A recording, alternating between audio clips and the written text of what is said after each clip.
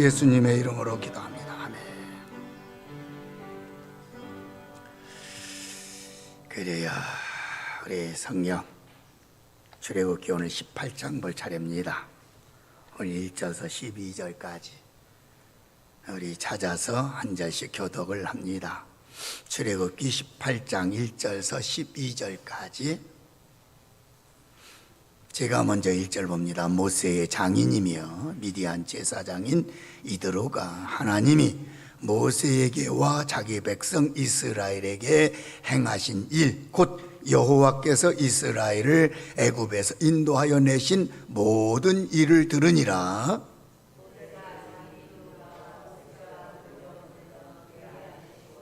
그의 두 아들을 데리고 왔으니 그 하나의 이름은 게르솜이라. 이는 모세가 이르기를 내가 이방에서 나그네 되었다 하며,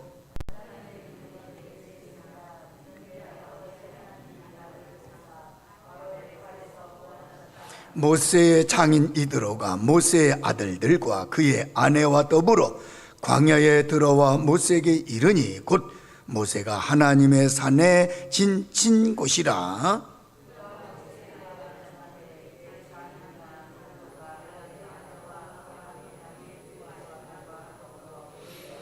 모세가 나가서 그의 장인을 맞아 절하고 그에게 입맞추고 그들의 서로 문안하고 함께 장막에 들어가서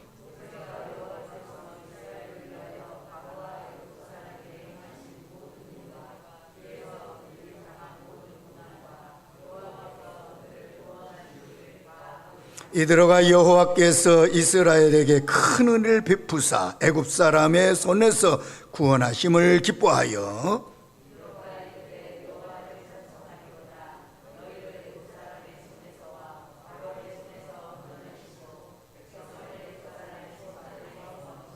내가 이제 알았도다. 여호와는 모든 신보다 크심으로 이스라엘에게 교만하게 행하는 그들을 이기셨도다 하고, 모세의 장인 이드로가 번제물과 희생제물을 하나님께 가져오매 아론과 이스라엘 모든 장로가 와서 모세의 장인과 함께 하나님 앞에서 떡을 먹으니라. 아멘. 거기까지.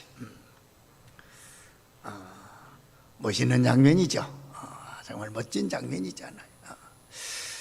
참 이걸 보면 참 우리 그리스도인들은 어디에 가든지 내가 하나님의 은혜 받은 것, 내가 구원받은 것, 이 소문을 자꾸 퍼뜨려야 또 이런 역사가 나타나는 거예요. 여기 원래 모세의 장인 이드로는 미디안의 제사장입니다. 이 미디안은 하나님 섬기는 나라가 아니에요.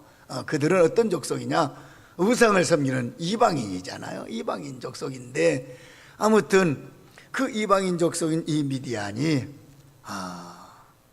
누구 때문에? 사위 때문에. 우리 인간적인 관계로 설명하면 사위 때문에, 사위 때문에, 모세 때문에, 하나님의 종인 모세 때문에 이 이드로 이 가정 구원받는 장면이잖아요.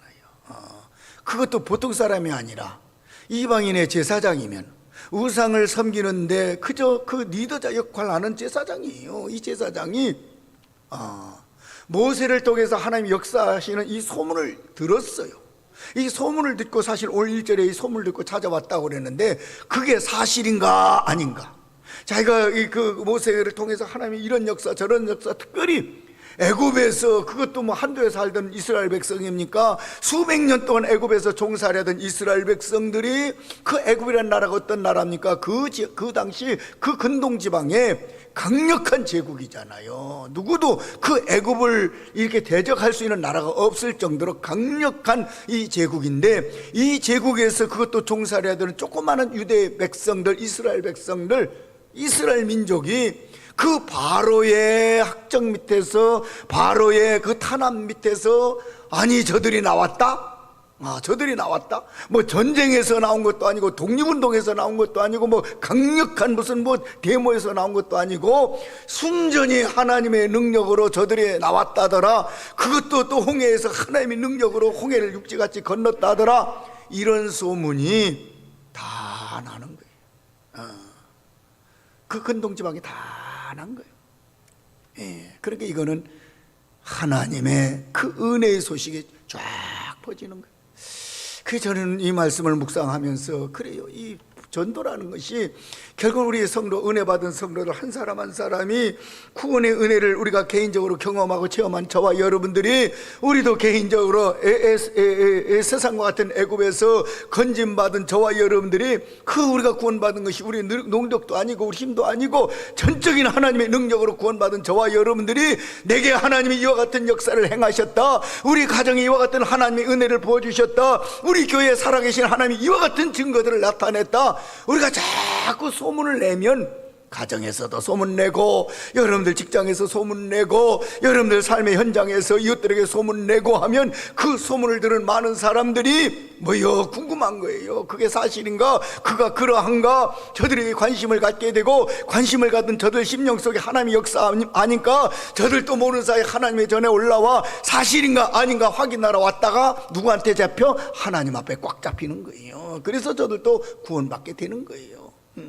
참 오늘 이 본문을 보면서 참 우리도 교회 통해서 좋은 소문 내는 교회가 되어져야 되겠다, 저는 그렇게 생각하고 또 기도의 제목으로 삼은 거예요. 그래요, 교회는 어쩌든지 좋은 소문 다른 거 아니에요. 그 교회 갔더니 돈 많이 벌었다, 이게 아니에요. 그건 후차적이고, 참 그 교회 갔더니 하나님의 은혜의 역사가, 정말 살아계신 하나님의 그 놀라운 역사가 나타나더라. 내가 그 교회 가서 예수 믿고 구원받았다, 아니 예수 믿고 구원받았을 뿐만 아니라 하나님이 이런 복도 주시고 저런 복도 주시고 이런 은혜도 주시고 저런 은혜도 주셨다, 여러분들이 자꾸 소문내는 거예요. 간증하는 거예요. 증거하는 거예요.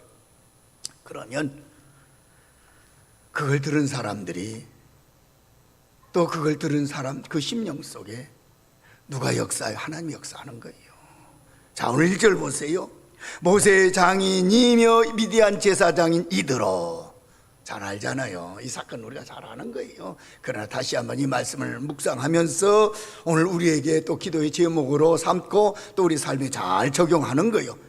제사장인 이드로가 하나님이 모세에게와 자기 백성 이스라엘에게 하신 일, 곧 여호와께서 이스라엘 애굽에서 인도하여 내신 모든 일을 들었다는 거예요.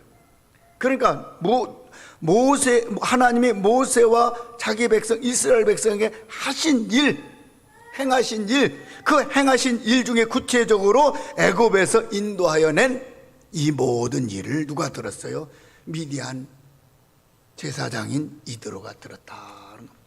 그렇게 세상 사람들은요, 교회에 관심 없는 것 같아도 아주 교회에 주목합니다.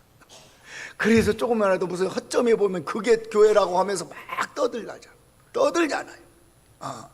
그러니까 어쩌든지 세상 사람들이 교회에 관심을 가지고 우리를 주목할 때 어쩌든지 우리를 통해서 선한 소문은 다른 거 아니야. 내가 선한다고 해서 선한 소문이 아니야. 하나님의 하신 일, 하나님의 행하신 일 중에 가장 큰 일은 출애굽의 사건, 우리 개인적으로는 구원의 사건, 그걸 좀 더 축소하면 십자가의 사건, 그걸 좀 더 또 다시 설명하면 이 부활의 사건을 자꾸 소문내는 거예요. 소문내는 거예요. 이 구원의 사건은 전적인 하나님의 역사잖아요. 이스라엘 백성들이 애굽에서 나온 이 사건, 무슨 저들이 한 일 아무것도 없어요. 전적으로 하나님이 행하신 일이에요. 그 홍해가 든 것도 전적으로 하나님이 행하신 일이에요. 저와 여러분들이 구원받은 것 역시도 우리가 구원받기 위해서 저와 여러분들 한 일 뭐 있어요? 아무것도 없어요.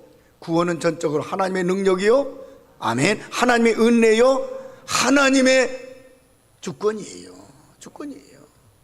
이스라엘 백성들이 애굽에서 나온 것처럼, 그래서 우리도 이 구원받은 이 놀라운 은혜를, 이 하나님의 행하신 놀라운 이 사건을 자꾸 자랑해야 돼. 자꾸 자랑해야 돼. 오늘 이 소문을 듣고 이드로가 찾아온 거예요. 2절에 보니까 모세의 장인 이드로가 모세가 돌려보냈던 그의 아내 십보라와 두 아들들. 그게 원래 모세가 애굽에서 살인을 저지르고 미디안 광야로 도망가서 정착한 곳이 이 집이잖아요. 이드로 집이잖아요. 그래서 거기서 40년 동안 정착하면서 그 이드로의 그 딸 십보라와 결혼하고 거기에서 두 아들을 낳았어요. 그래서 두 아들을 낳고 이제 하나님의 부르심을 받고 이제 애굽에 들어갈 때 처음에는 같이 출발합니다. 그 자기 아내 십보라와 아들들을 그 장인 집에 떼어놓은 게 아니라 처음에는 같이 가요. 나중에 그 출애굽기 그 앞에 몇 장인가 갑자기 생각이 안 나는데 앞에서 우리가 이미 봤어요. 4장인가 같이 출발했는데 4장일 거예요. 아마 그 갔는데 가다가 중간에서 이제 숙소에 이르렀을 때 갑자기 하나님께서 모세를 죽이려고 하는 거예요. 그런데 그래도 이 십보라라는 여자가 지혜로운 여자예요. 하나님의 사자가 갑자기 나타나서 모세를 죽이려고 하니까 이 아내 십보라가 즉시 깨달은 거예요. 뭘 깨달았냐면 이스라엘 백성들은 하나님 앞에 구별된 하나님 백성으로 표시하는 것이 있는데 그게 뭐예요? 할례인데 이미 그 모세도 그 자기 아들에게 할례를 행하지 않았어요. 할례를 하지 않은 이 상태에서 그 두 아들들 데리고 하나님의 엄청난 이 구원 역사에 그 구원 역사를 행하려고 이제 가는데 하나님이 그걸 아시고 갑자기 모세를 죽이려고 하니까 십보라가 그걸 깨닫고 즉시 두 아들들을 불러다가 뭐요? 할례를 행합니다. 그래서 그 죽음의 사자가 모세를 죽이지 않냐고 살려요. 그래서 그때 십보라가 자기 남편을 위해서 피의 남편이라 그렇게 불러요. 피의 남편, 피의 증거로 살았다 해서 피의 남편. 그러고 그때 이제 모세가 자기 아내 십보라와 아들들을 돌려보냅니다. 이게 두 가지 이유가 있는 거예요. 첫째는 하나님의 일을 하는데 가정이 우리도 그래요. 주의 일을 하는데 그 성결한 가정, 성결한 자녀, 성결한 모습을 갖추지 못한 것을 하나님이 깨우치시려고 그런 역사를 할 때 그래도 깨어있는 그래 이 십보라 아내는 그래도 이방인 제사장의 딸이지만은 이방 제사장의 딸이지만은 모세와 결혼하고 모세를 통해서 은연중에 뭐요 영적인 영향력을 받았다. 우리는 그렇게 확신할 수 있는 거예요. 부부는 그렇잖아요. 제일 가깝게 살을 맞대고 살다 보니까 마음도 하나가 되고 몸도 하나가 되고 영적으로도 이게 교류가 되는 거예요. 교류가 돼서 영향을 받게 되는 거예요. 그래서 중요한 거예요. 그래서 부부가 중요한 거예요.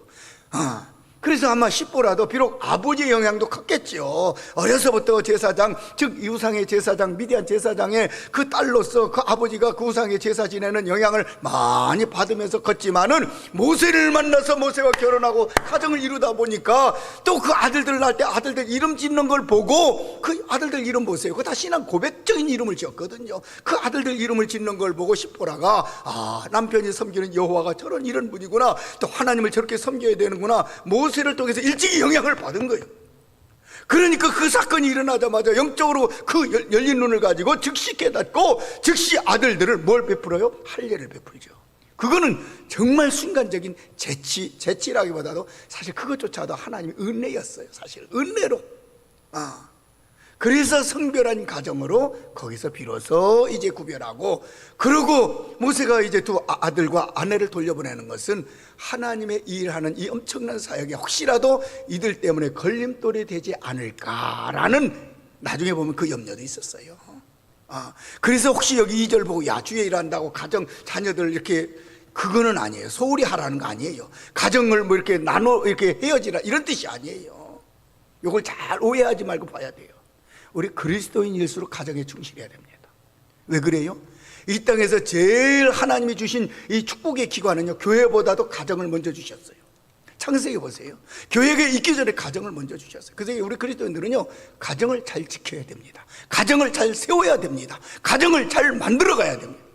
그리스도의 가정으로, 하나님이 기뻐하는 가정으로. 그래서 결코 주의 일을 한다면서 가정을 소홀히 여긴다? 그건 하나님 기뻐하지 않아요. 이 모세의 사건과는 전혀 다른 거예요. 모세가 지금 가정을 소홀히 여겨서 아내를 그냥 친정집으로 돌려보내고 아들들을 그냥 외갓집으로 이거 아니에요. 지금 모세가 해야 될 일은 엄청난 놀라운 이 엄청난 일이에요. 이 엄청난 일에 혹시라도 내가 가정이지만 내 가정이 소중하고 가정이 귀하고 아들이 얼마나 귀하겠어요. 우리 이준이 왔는데, 그렇죠. 지금 할머니 할아버지는 지금 원래 그렇다고 돼. 나도 우리 친구들 만나니까요, 할아버지 바보, 할머니 바보가 된대요. 아들, 딸 기를 때는 저러지 않았대요. 손자 기를 때는, 장로님 안 그래? 바보 되지 않아요? 이준이가 뭐든지 하면 그냥 껍벅 넘어가죠. 이제 조금 더 커서 할아버지 하면서 따라다녀봐요. 그럼 할아버지 이거 사줘 하면 그냥 꼼짝없이 다 사주게 되는 거예요. 내가 우리 형님 보니까 그렇더라고. 우리 형님이 원래 그게 별로 그렇게 잔정 있는 사람이 아닌데 손주한테는 두 손 두 발 다 들더라고. 그래서 내 형 보고 맨날 그러지. 아이고 손주 바보네. 진짜 그래요. 왜 손주만 귀었습니까? 아들, 딸들도 얼마나 소중한데요. 얼마나 소중한데요. 얼마나 귀한데요. 모세가 무슨 아들, 이 두 아들을 소홀히 여기려고 돌려보낸 거 아니에요. 모세가 적어도 아내와 두 아들을 진정으로 보낼진대는 하나님의 사역을 먼저 생각한 거예요. 그러니까 하나님 앞에 특별히 부르심을 받은 주의 종들에게는 이 부분이 참 어떤 때는 갈등일 때가 많아요. 갈등일 때가. 주의 일이 먼저냐, 가정이 먼저냐. 그러나 저는 적어도 모르겠어요. 이건 제 개인적인 신앙입니다. 목회자는 주의 일이 먼저예요. 저는 모세를 봤어도 그렇다고 해서 가정을 소홀히 하고 가정을 외면하는 이거 아니에요. 가정을 소중히 하지만 그러나 주의 일과 겹칠 때는 목회자는 주의 일이 먼저예요. 아멘. 안 하네. 그 여러분들한테 그렇게 하라고 안 해요. 그런데 여러분들에게서 가정이 소중한 거예요. 주의 일을 한다고 가정 소홀히 하면 그거 절대로 하나님 기뻐하지 않아요. 그러니까 예수 믿는 사람은 그래서 부지런해야 돼요. 가정도 소중하게 잘 가꿔야 되고, 가정 일을 한다고 또 주의 일 우리가 등한히 할 수 없잖아요. 주의 일도 소중히 잘 해야 되고, 그러니까 우리는 어떻게 하자? 더 부지런하자. 더 부지런하게 사명 감당할 수 있도록 사실 하나님이 그 환경도 주시고, 보세요. 그렇게 충성하는 건강도 주시는 거예요. 또 기도해야 돼요. 또 그렇게 감당할 수 있도록. 아무튼 모세는 돌려보냈어요. 왜? 하나님이 주신 이 사명이 어마어마한 거죠. 여러분, 한 민족을 이끌어내는 거예요. 그것도 수백 년 동안 애굽에 크 눌려있는 그 민족을 이끌어내는 거예요. 이건 보통 일이 아니에요. 이건 어마어마한 일이에요. 그래서 혹시라도 두 아들들, 혹시라도 가정 때문에 여기에 매일까봐, 여기에 소홀히 될까봐 단호하게 여기서 이제 그 사건이 있은 후 하나님이 자기를 죽이려고 한 그 사건, 성절되지 못한 아들들의 모습을 보고 하나님이 책망하는 사건을 보고 비로소 아내와 아들들을 돌려보냈던 거예요. 여기. 근데 그 돌려보냈던 아들과 아내가 이제 그 장인의 손에 이끌려서 이제 모세를 통해서 이스라엘 백성들이 하나님이 이렇게 저렇게 역사해서 이 출애굽했다 하더라 이 소문을 듣고 드디어 이 모세가 있는, 이때 모세는 하나님의 산이라고 했지만 호렙산입니다. 이 호렙산에 진치고 있을 때 지금 찾아온 겁니다. 그래서 2절 모세의 장인 이드로가 모세가 돌려보냈던 그의 아내 십부라와 그의 두 아들을 데리고 왔으니 하나의 이름은 게르솜은 그 뒤에 나오죠. 뭐라고요? 거기 나오죠. 나그네. 정말 모세가 이 미디안 광야 거기에 와서 이드로 제사장 집에서 이제 머물고 있어 생활할 때 정말 거기에서 나그네와 같은 거잖아요. 나그네와 같은 그 삶 속에서 아들을 낳았어요. 그래서 아들을 보면서 나그네라. 이방인에서 내가 나그네가 되었다. 아들 이름을 사실 신앙 고백적인 이름으로 지은 거예요. 우리 인생은 어차피 나그네입니다. 모세도 이거 일찍이 깨달은 거예요. 이 땅에 사는 날 동안 물론 그 이방인 지역에 그저 그 애굽에서 도망 나와서 이제 죽을까봐 도망 나와서 거기 머물렀지만은 결국은 아들의 이름을 지으면서 그는 깨달은 거예요. 이 모든 인생의 길은 결국은 나그네구나. 바로 모세도 한때는 바로의 공주의 아들로서 얼마나 화려한 젊은 날을 보냈습니까? 그때만 해도 세상 것 다 자기 것처럼 여길 수 있는 그런 위치에 있었던 모세예요. 그러나 한순간 그것이 무너지는 것을 경험했고, 무너져서 도망다니는 신세를 경험하고 비로소 인생이라는 것은 이 땅에 화려한 것으로 그 화려한 인생이 아니라 결국은 나그네구나. 언젠가는 떠나야 될 나그네구나. 언젠가 내가 붙잡았던 것을 다 놔야 될 그 인생이구나. 모세가 경험했잖아요. 바로 공주의 아들로서 얼마나 그 화려한 그 위치에 있었습니까? 그 모든 것을 붙잡고 있었던 모세인데 한순간 그것을 내려놓고 이제 도망다니는 생활을 하다 보니까 비로소 인생은 나그네구나 이걸 깨달았어요. 우리도 나그네입니다. 우리가 이 땅에 사는 날 동안 나그네와 같이 사는 거예요. 그럼 나그네는 반드시 돌아갈 본향이 있어요. 돌아갈 집이 있어요. 그것이 천국이요. 그게 하나님 나라예요. 하나님의 나라예요. 그게 여러분들 이 땅에 나그네와 같은 그 인생을 사는 저와 여러분들 자꾸 땅의 것에 소망을 두지 말아요. 땅의 것에 목적을 두지 말아요. 땅의 것에 그냥 깊이 천년만년 살 것처럼 뿌리 내리려고 하지 말아요. 우리가 뿌리 내려야 될 것은 저 천국 하나님의 나라고, 우리가 이 땅에 사는 날 동안 하나님께 소망을 두고 그 나라를 바라보면서 그 나라를 예비하면서 살아가는 나그네 인생인 것을 잊지 마시기를 주의 이름으로 축복합니다. 나도 그렇고 저도 그렇고 저도 그렇고. 그리고 두 번째 아들을 낳았을 때 엘리에셀, 여기 엘리에셀 뭐요, 내 아버지의 하나님이 나를 도우사 바로의 칼에서 그 여기까지 도망와서 살 수 있었던 것은 내가 뭐 재주가 좋아서 뭐 내가 잽싸서 날래서 도망 나와서 여기 미디안까지 도망와서 산 것이 아니라, 여기 모세가 분명히 둘째 아들을 낳고 그 이름을 지으면서 신앙을 고백하잖아요. 내 아버지 하나님. 이거 중요한 거예요. 하나님은 누구라? 내 아버지라는 거예요. 오늘 여러분들도 이 전능자 되신 하나님이 나의 아버지예요. 예수님이 나의 구주예요. 구주. 우리 늘 그 고백하잖아요. 아버지. 여러분, 아버지라는 단어만 들어도 참 어떤 마음이 듭니까? 아버지. 참 든든하잖아요. 물론 때로는 엄격한, 저희 때만 해도 참 우리 아버지가 엄격했어요. 원래 한학자 출신이라 아주 엄격했어요. 엄격했어요. 그렇지만은 아버지 하면 든든합니다. 그리고 아버지의 그 속 깊은 그 정이 느껴지잖아요. 안 계시고 보니까 어떤 데는 허전할 때가 너무 많아요. 생각날 때가 참 많아요. 육신의 아버지도 그래요. 생각날 때가 많아요. 이번에도 추석 때 시골 내려가서 아버지 산소 이렇게 돌아보면서 참 아버지 생전에 계셨을 때 생각이 자꾸 나더라고요. 그리고 특히 그러잖아요. 여러분들 부모 생각이 언제 많이 납니까? 모르겠어요. 전 개인적으로 힘들고 어렵고 지칠 때가 더 생각이 나더라고요. 더 생각이 나요. 저도 처음에 교육 개척하고 막 그때 힘들고 어려울 때 되면 그냥 사모한테도 말도 안 하고 그냥 나 혼자 차 몰고 시골집에 갈 때가 종종 있었어요. 가서 그냥 아버지 얼굴, 그때는 살아계시니까 얼굴 한번 보고 그냥 오는, 그럼 그게 위로가 되는 거예요. 위로가 되는 거예요. 그게 아버지의 존재예요. 여러분, 그게 아버지의 존재. 육신의 아버지도 그렇건데 하물며 영적인 여호와 하나님 아버지. 여러분들 하나님을 아버지 부를 때마다 여러분들 마음에 어떤 마음이 듭니까? 어떤 느낌이 듭니까? 그분 때문에 든든한 거예요. 그분 때문에 안전한 거예요. 그분 때문에 소망이 있는 거예요. 그 아버지 때문에 우리가 새 힘을 얻게 되는 거예요. 모세 역시도 아버지 하나님, 둘째 아들 낳고 아버지 하나님, 그 하나님이 나를 어디에서 애굽의 칼에서, 애굽에서 꼼짝없이 죽을 수밖에 없는 그 죽음의 자리에서 아버지 하나님이 나를 건져냈다. 그러니까 나의 생명의 주인이 누구다? 하나님이다. 나의 생명의 주인이 누구다? 아버지다. 신앙 고백이에요. 이게 신앙 고백이에요. 신앙 고백을 담아서 아들들 이름을 지은 거예요. 그걸 십보라도 그 모세 아나의 여기 십보라도 본 거예요. 이미 본 거예요. 보고 그 영향을 받은 거예요. 자, 그래서 모세의 장인 이드로가 모세의 아들들과 그의 아내와 더불어 광야에 들어와 모세에게 이르니 곧 모세가 하나님의 산에, 그러니까 먼 길에서부터 찾아온 거예요.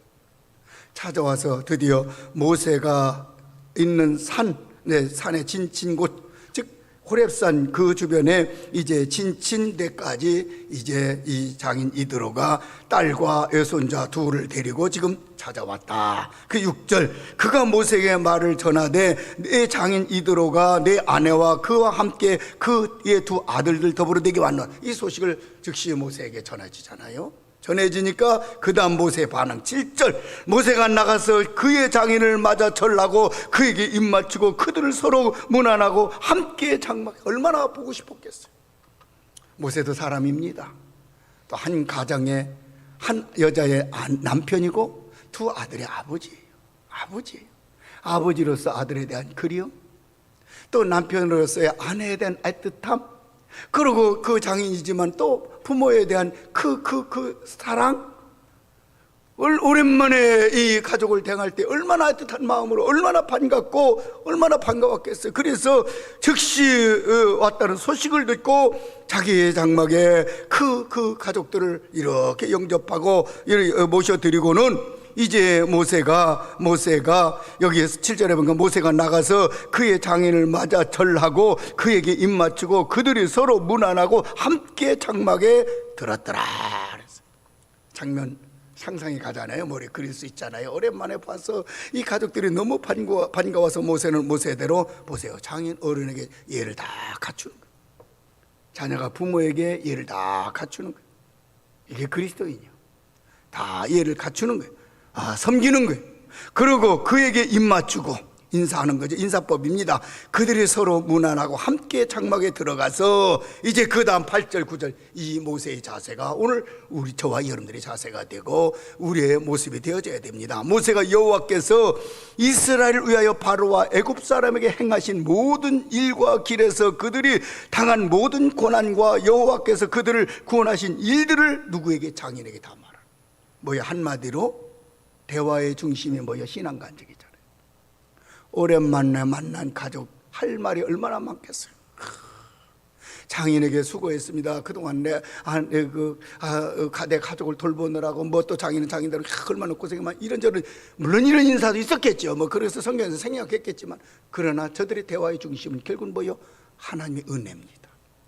여러분 이번 추석 명절에 모처럼 가족이 만나서 어떤 대화를 나눴습니까? 정말 하나님의 은혜, 그동안 우리가 하나님의 은혜 가운데 이렇게 살았다 저렇게 살았다 여러분들 간증의 이야기들을 얼마나 나눴습니까? 이게 꼭 필요한 거예요. 그래서 명절 때 감사 예배 드리는 이유가 거기 있어요. 하나님께 영광을 돌리면서 예배 후에 결국은 예배를 통해서 하나님의 은혜에 대한 간증들을 서로 하는 거예요. 저도 이번에 명절에 가서 이제 가족들 다 모아놓고 거기에서 사실은 저는 시편 136편을 봤는데 그 대표적인 감사의 다윗의 신 136편을 보면서 그동안 우리가 산 모든 하나님의 은혜에 대한 감사의 고백을 서로 하면서 감사의 은혜를 서로 나누는 그런 시간을 가진 거예요. 오늘 여기 모세도 모처럼 만난 가족들과의 대화에 있어서 대화의 중심이 하나님의 은혜, 하나님의 능력, 하나님의 인도. 여기 8절 보세요. 하나님의 은혜로 여기 9절 모세가 여호와께서 이스라엘을 위하여 바로와 애굽 사람에게 행하신 모든 일, 바로와 애굽 사람 하나님의 심판의 능력, 저들에게 심판이지만 이스라엘 백성들은 구원의 은혜 구원의 능력, 심판의 능력, 그리고 또 오는 과정 속에서 여러 가지 고난이 있고 여러 가지 어려움이 있었지만 그 어려울 때마다 하나님이 자기들을 어떻게 돌보시고 어떻게 인도하시고 어떤 능력의 손으로 역사했는가, 하나님의 그 은혜의 손길을 가족들에게 간증하잖아요. 대화의 내용은 그거였어요. 누구에게?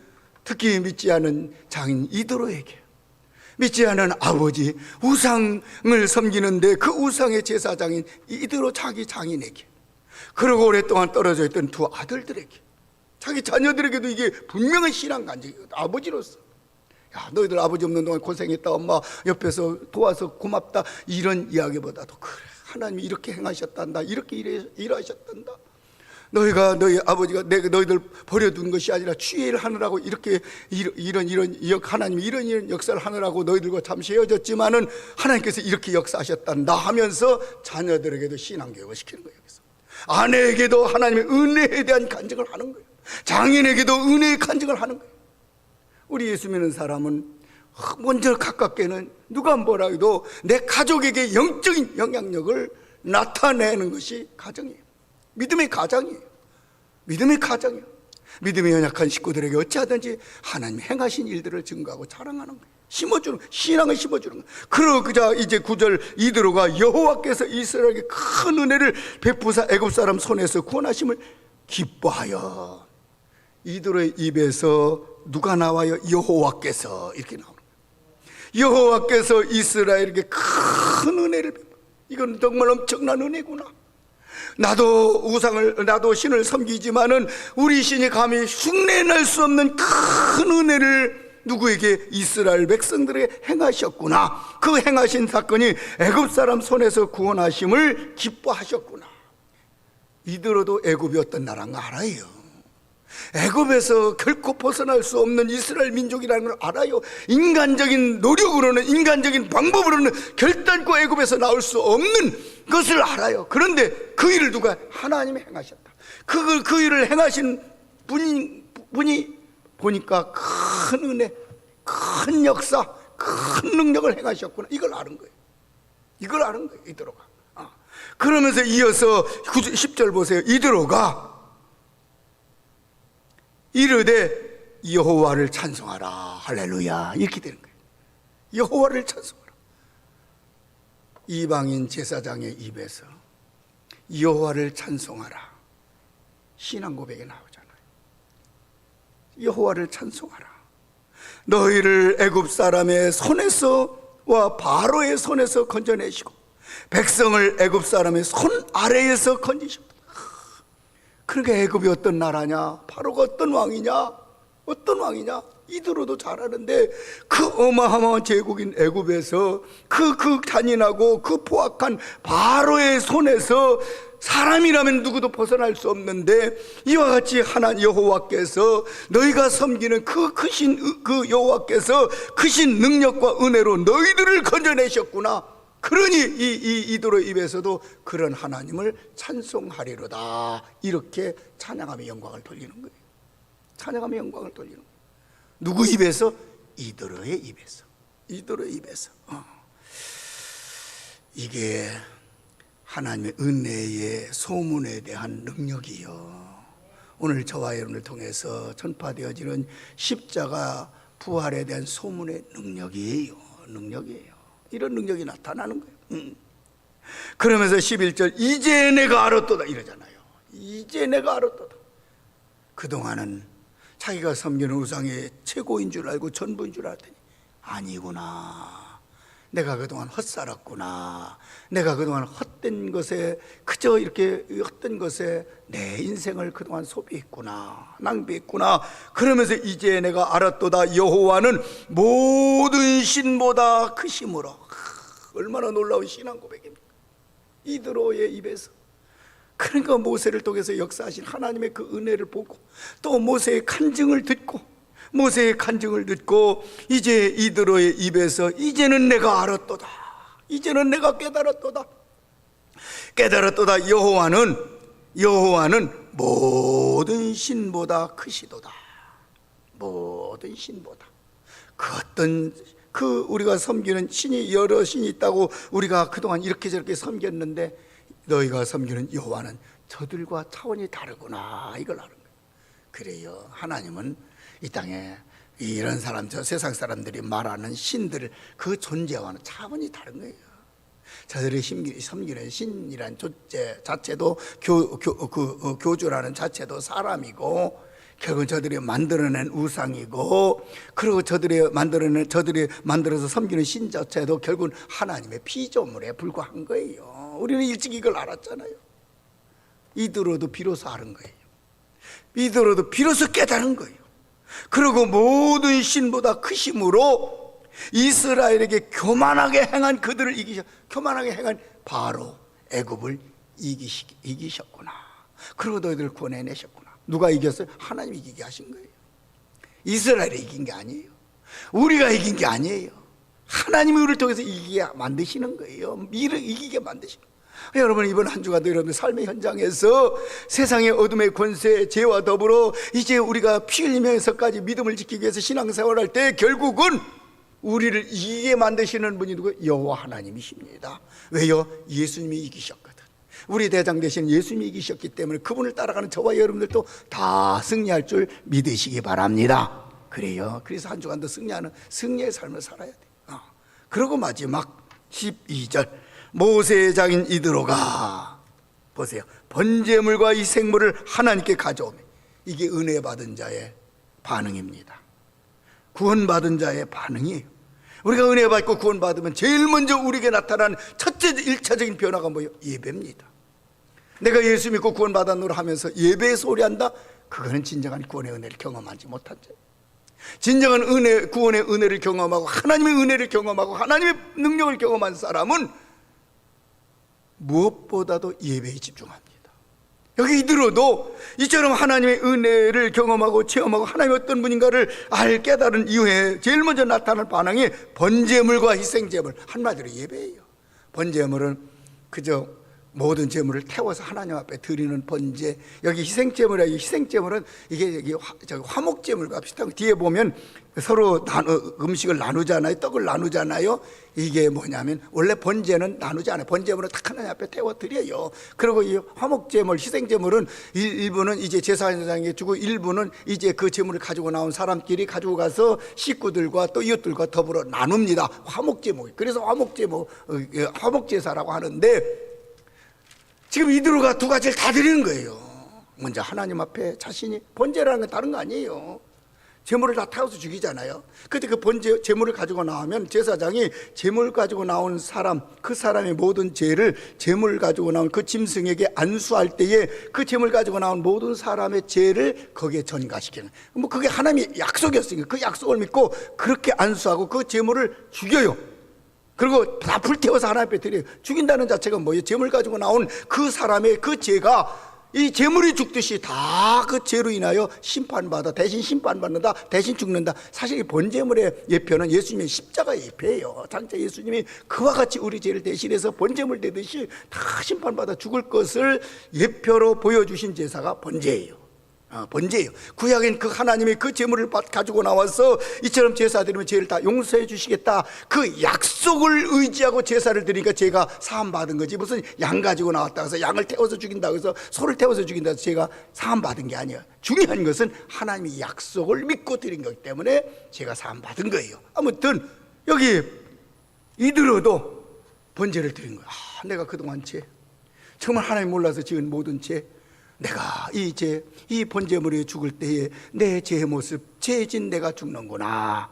그러고 또 하나님 앞에 희생제물, 화목제물을 드리면서 이제 보세요. 가져옴에 아론과 이스라엘 모든 장로가 와서 함께 제사를 참여하고 함께 예배를 참여하고 모세의 장인 이들과 함께 하나님 앞에서 떡을 먹더라.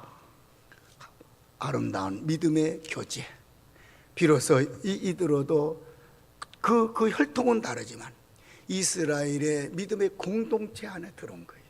공동체 안에 서로 이제 떡을 먹었다는 것은 믿음의 신앙의 아름다운 교제, 그리고 한 공동체가 되었다는 표시로다가 이제 이스라엘 여러 각 지파의 장로들, 대표들과 그 당시 제사장인 아론과 그리고 모세와 모세의 장인들이 함께 이처럼 예배 드리고, 그러고 함께 이제 화목제물을 가지고 이제 떡을 나누면서 뭐했다?